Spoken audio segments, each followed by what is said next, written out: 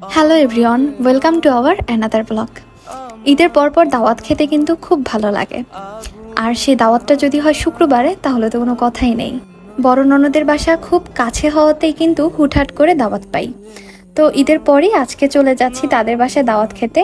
এই তো আমি আর আমার শাশুড়ি মা গোসল করে একদম রেডি শেডি হয়ে, আর যেহেতু বাসার একদম কাছেই, তো বাসার ড্রেস পরেই কিন্তু চলে যাওয়া যায়।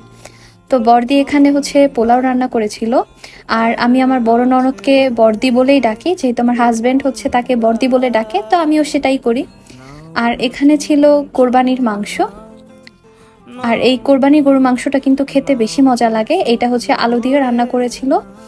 আর এখানে ছিল মুরগির মাংস ঝাল তরকারি,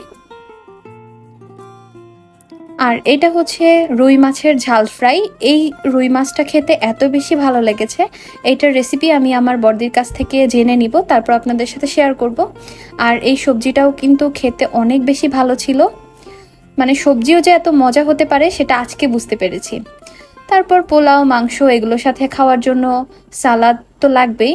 তো আমি বর্দিকে বলেছি যে সালাদটা মাখতে হবে না, নর্মালি এভাবেই দিয়ে দেন, কারণ আমাদের সবারই ক্ষুধা লেগে গেছে, যার জন্য আমরা চাচ্ছিলাম একটু তাড়াতাড়ি খাওয়া দাওয়া করতে।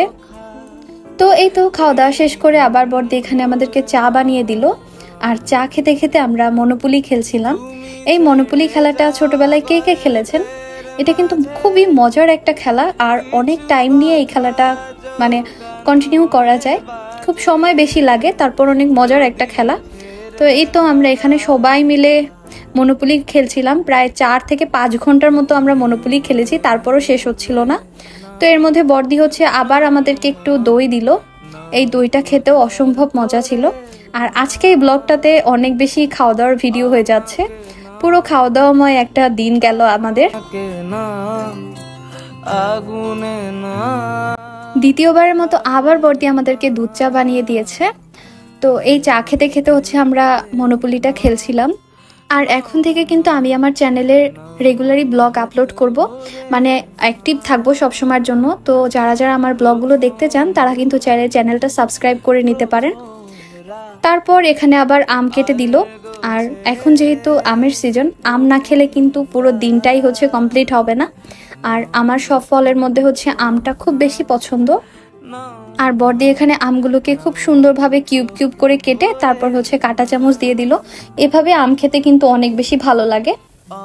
আর আম দুধ ভাত কারা কারা পছন্দ করেন তারা কিন্তু অবশ্যই কমেন্ট করে যাবেন, আমার বিশেষ করে অনেক পছন্দ। তো এই তো সবকিছু মিলিয়ে আজকের দিনটা অনেক ভালো কেটেছে। থ্যাংক ইউ সো মাচ আমার বড় ননদকে এত আদর আপ্যায়ন করে আমাদেরকে ঈদের দাওয়াত খাওয়ানোর জন্য। আজকের ব্লগটা এখানেই শেষ করছি। সবাই ভালো থাকুন, সুস্থ থাকুন, জেমস অ্যান্ড লিয়াস লাইফস্টাইলের সাথেই থাকুন। Have a good day.